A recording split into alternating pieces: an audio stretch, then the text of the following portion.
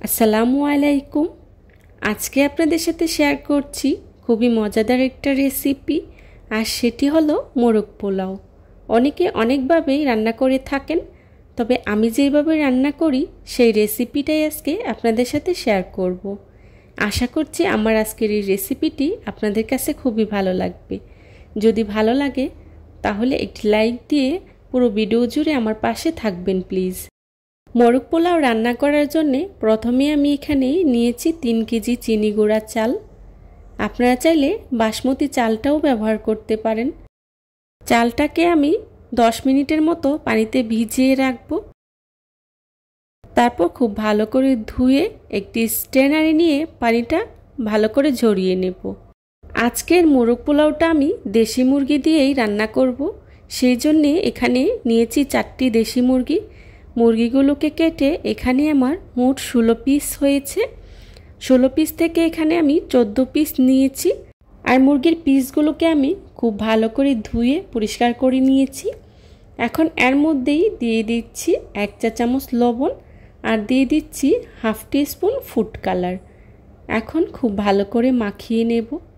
Food কালারটা optional, আপনারা চাইলে ব্যবহার করতে পারেন, না হলে স্কিপ করতে পারেন। আমি দেখা সৌন্দর্যের জন্য অল্প দিয়েছি। এবার চুলায় একটি প্যান বসিয়ে এর মধ্যেই দিয়ে দিচ্ছি রান্না করার রেগুলার তেল 1 কাপ, আর দিয়ে দিচ্ছি 2 চা চামচ ঘি। ঘিটা অবশ্যই দেওয়ার চেষ্টা করবেন, এতে করে খুব সুন্দর একটা ফ্লেভার আসে। তেলটা হালকা গরম হয়ে আসলেই এর মধ্যেই দিয়ে দিচ্ছি চিকেনগুলো দিয়ে আমি হালকা ভেজে নেব। আমি যেহেতু দেশি মুরগি নিয়েছি তাই খুব একটা ভাজার প্রয়োজন পড়বে না, কারণ দেশি মুরগিটা এমনিতেই অনেকটাই শক্ত হয়। আপনারা যদি ব্রয়লার মুরগিটা ব্যবহার করেন তাহলে খুব ভালো করে ভেজে নেবেন। এক পাশ হয়ে গিয়েছে, এখন উল্টে দিচ্ছি। এভাবেই উল্টে পাল্টে চিকেনগুলোকে আমি হালকা ভেজে নেব। আমার চিকেনগুলো ভাজা হয়ে গিয়েছে, দেখতেই পাচ্ছেন চিকেনগুলোকে আমি কী পরিমাণে ভেজে নিয়েছি। এই চিকেনগুলো খুব বেশি ভাজার প্রয়োজন হয় না, বেশি ভাজতে গেলে খেতে ভালো লাগবে না। এখন চিকেনগুলোকে আমি চুলা থেকে নামিয়ে নিচ্ছি। চিকেন ভাজা তেলেই আমি বেরেস্তা তৈরি করার জন্যে দিয়ে দিচ্ছি 1 কাপ পেঁয়াজ কুচি। পেঁয়াজটা আমি খুব ভালো করে ভেজে নেব, কারণ বেরেস্তা তৈরি করার জন্যে পেঁয়াজগুলোকে অনবরত নেড়েচেড়ে ভেজে নিতে হবে, এতে করে বেরেস্তাটা খুবই মচমচে হয়। পেঁয়াজগুলো ভাজা হয়ে গিয়েছে, এখন একটি স্ট্যানারের সাহায্যে চুলা থেকে নামিয়ে নিচ্ছি। একই তেলে দিয়ে দিচ্ছি তেজপাতা, এলাচ, দারচিনি, লবঙ্গ। দিয়ে দিচ্ছি আদা বাটা 3 টেবিল চামচ, রসুন বাটা 3 টেবিল চামচ। আদা রসুনটাকে আমি খুব ভালো করে ভেজে নেব, যাতে করে এর কাঁচা গন্ধটা চলে যায়। বেরেস্তা ভাজা তেলেই আমি রোস্টটা তৈরি করে নেব, এতে করে রোস্টটা খেতে অনেক মজার হয়। দিয়ে দিচ্ছি পেঁয়াজ বাটা 1 কাপ। পেঁয়াজটা আমি খুব ভালো করে ভেজে নেব। মশলাটা আমি ধাপে ধাপে দিয়ে দিচ্ছি আর নেড়ে মিশিয়ে নিচ্ছি। দিয়ে দিচ্ছি কাঁচামরিচ, আর কাঁচামরিচগুলোকে আমি ঝালের জন্যে মাঝখান থেকে ফালি করে দিয়েছি, যাতে করে ঝালটা বেরিয়ে আসে। দিয়ে দিচ্ছি লবণ 1 চা চামচ। খুব ভালো করে মিশিয়ে নেব। মেশানো হয়ে গেলে দিয়ে দিচ্ছি বাদাম বাটা 1/3 কাপ। এখানে আমি কাঠবাদাম বাটা দিয়েছি। কাঠবাদাম বাটা দিলে রোস্টটা খেতে অনেক মজার হয়। দিয়ে দিচ্ছি রোস্টের মশলা 3 টেবিল চামচ। এখানে আমি রাঁধুনি রোস্টের মশলাটা ব্যবহার করেছি। আর দিয়ে দিচ্ছি মরিচের গুঁড়া 1 চা চামচ। কাঁচামরিচটা খুব একটা ঝাল না, তাই আমি 1 চা চামচ মরিচের গুঁড়া ব্যবহার করেছি ঝালের জন্যে। মোরগ পোলাওয়ে মরিচের গুঁড়াটা ব্যবহার না করলেই ভালো হয়। আমার কাঁচামরিচগুলো খুব একটা ঝাল না, তাই আমি মরিচের গুঁড়াটা ব্যবহার করেছি। দিয়ে দিচ্ছি টক দই 1 কাপ, আর টক দইটাকে আমি খুব ভালো করে ফাটিয়ে নিয়েছি। এই টক দইটা আমার হোমমেড তৈরি। এখন মশলার সাথে টক দইটাকে আমি খুব ভালো করে মিশিয়ে নেব। মেশানো হয়ে গেলে দিয়ে দিচ্ছি 2 চা চামচ কেওড়া জল। কেওড়া জলটা অবশ্যই ব্যবহার করার চেষ্টা করবেন, এতে করে মশলা থেকে কেওড়া জলের খুব সুন্দর একটা ফ্লেভার আসে আর রোস্টটাও খেতে খুবই ভালো লাগে। দিয়ে দিচ্ছি ঘি 1 চা চামচ। এখন খুব ভালো করে নেড়ে মশলাটাকে আমি কষিয়ে নেব। মশলাটা যত কষানো হবে রোস্টটা খেতে ততই ভালো লাগবে। মশলাটাকে আমি 15 থেকে 20 মিনিটের মতো সময় নিয়ে খুব ভালো করে কষিয়ে নিয়েছি।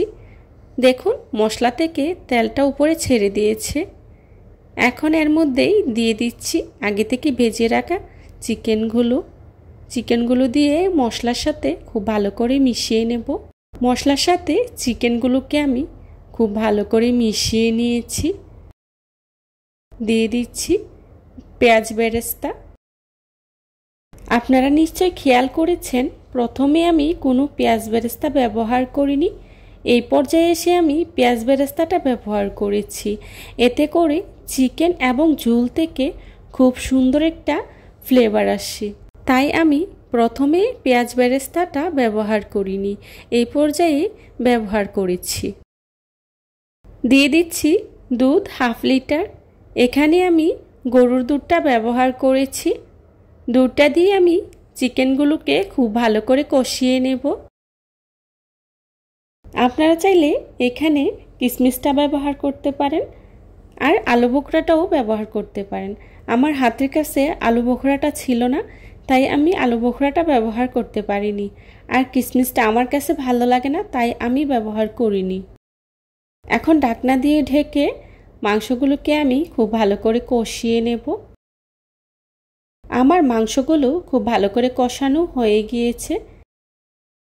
চিকেনগুলোকে আমি 90% মতো সিদ্ধ করে নিয়েছি, বাকি 10% যখন দমের উপরে রাখবো তখন সিদ্ধ হয়ে যাবে। এখন চিকেনের পিসগুলোকে আমি উঠিয়ে নিচ্ছি। মোরগ পোলাও রান্না করছি আর এটাতে ডিম হবে না, সেটা কি কখনো হয়? আপনারা অবশ্যই জানেন মোরগ পোলাওয়ে মাস্ট বি ডিমটা লাগবেই। তো আমি রোস্টের যে মশলা ছিল সেই মশলাতেই ডিমটাকে কিছুক্ষণ কষিয়ে নেব। ডিমগুলোকে আমি আগে থেকে সিদ্ধ করে খোসাটা ছাড়িয়ে নিয়েছি।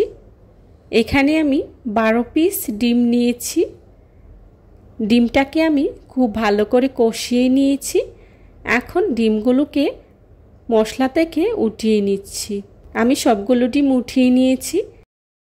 এখান থেকে আমি অর্ধেকটা মশলা একটি বাটিতে উঠিয়ে নিচ্ছি।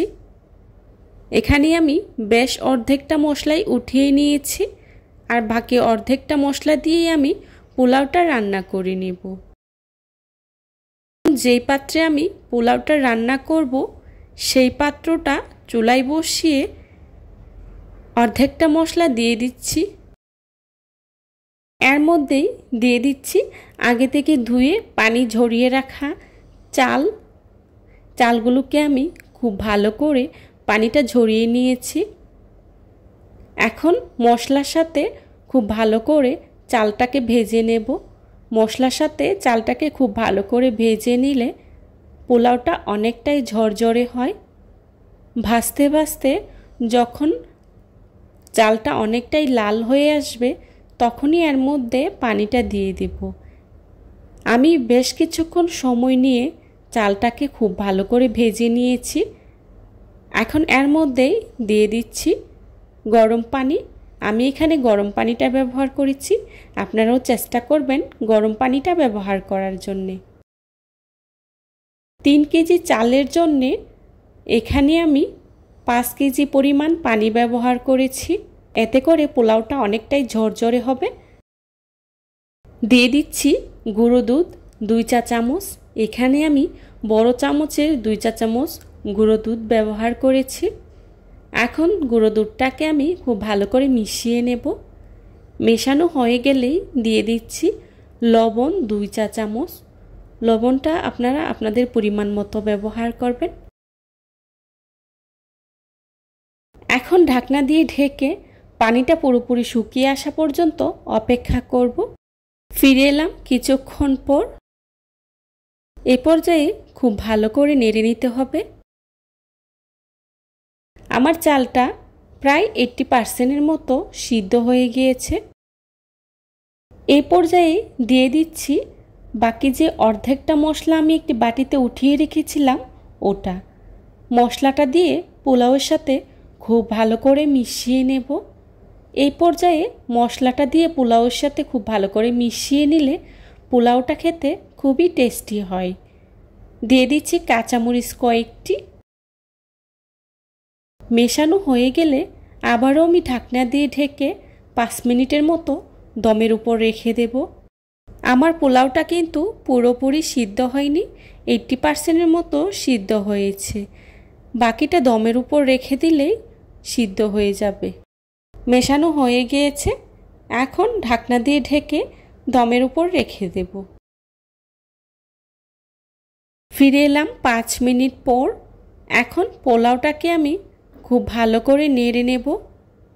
দেখুন আমার পোলাওটা কতটা ঝরঝরে হয়েছে।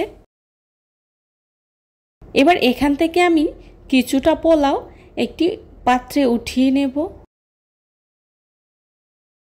চেষ্টা করেছি খুবই সহজভাবে আজকের এই রেসিপিটি আপনাদের সাথে শেয়ার করার জন্য। আশা করছি আমার আজকের এই রেসিপিটি আপনাদের কাছে খুবই ভালো লাগবে। যদি ভালো লাগে তাহলে অবশ্যই লাইক, কমেন্ট, শেয়ার এবং সাবস্ক্রাইব করে পাশে থাকা বেল আইকনটি অন করে দিবেন, যাতে করে আমি ভিডিও ছাড়ার সাথে সাথেই আপনাদের কাছে নোটিফিকেশন পৌঁছে যায়। আপনাদের একটি লাইক এবং একটি কমেন্টস আমাকে নতুন নতুন কন্টেন্ট তৈরি করতে অনেক উৎসাহিত করে। আমি কিছুটা পোলাও উঠিয়ে নিয়েছি। এখন এর মধ্যেই দিয়ে দিচ্ছি চিকেনগুলো। আমার সবগুলো চিকেন দিয়ে দেওয়া হয়ে গিয়েছে। এবার এর মধ্যেই দিয়ে দিচ্ছি ঘি 2 চা চামচ। ঘিটা অবশ্যই দেওয়ার চেষ্টা করবেন, এতে করে খুব সুন্দর একটা ফ্লেভার আসে। আর দিয়ে দিচ্ছি গুঁড়ো দুধ 2 চা চামচ। দিয়ে দিচ্ছি কেওড়া জল 2 চা চামচ। কেওড়া জলটা অবশ্যই ব্যবহার করার চেষ্টা করবেন, এতে করে খুব সুন্দর একটা বিরিয়ানির ফ্লেভার আসে। আপনারা চাইলে এখানে গোলাপ জলটাও ব্যবহার করতে পারেন। আমার হাতের কাছে ছিল না, তাই আমি ব্যবহার করিনি। এখন উপর থেকে দিয়ে দিচ্ছি আমি যে পোলাওটা উঠিয়ে রেখেছিলাম ওটা। দিয়ে দিচ্ছি উপর থেকে কিছুটা পেঁয়াজ বেরেস্তা। এবার ঢাকনা দিয়ে ঢেকে 10 মিনিটের মতো চুলার আঁচটা লোতে রেখে দমের উপর রেখে দেব। ফিরে এলাম 10 মিনিট পর। দেখুন আমার পোলাওটা কতটা ঝরঝরে হয়েছে। হয়ে গেল আমার মজাদার মোরগ পোলাও। এখন আমি একটি সার্ভিং ডিশে সার্ভ করে নিচ্ছি। এই মোরগ পোলাওটা খেতে অসম্ভব মজার হয়। আপনারা বাসায় একবার হলেও ট্রাই করে দেখবেন, আর কেমন হয়েছে আমাকে কমেন্টস করে জানাবেন। দেখুন আমার মোরগ পোলাওটা দেখতে কতটা সুন্দর হয়েছে, খেতেও কিন্তু ভীষণ মজার হয়েছিল। যারা এতক্ষণ ধৈর্য সহকারে আমার ভিডিওটি দেখেছেন তাদেরকে জানাই অসংখ্য ধন্যবাদ। আমার পরবর্তী রেসিপি দেখার আমন্ত্রণ জানিয়ে আজকের মতো এখানেই বিদায় নিচ্ছি। সবাই ভালো থাকবেন, সুস্থ থাকবেন। আল্লাহ হাফেজ। আসসালামু আলাইকুম।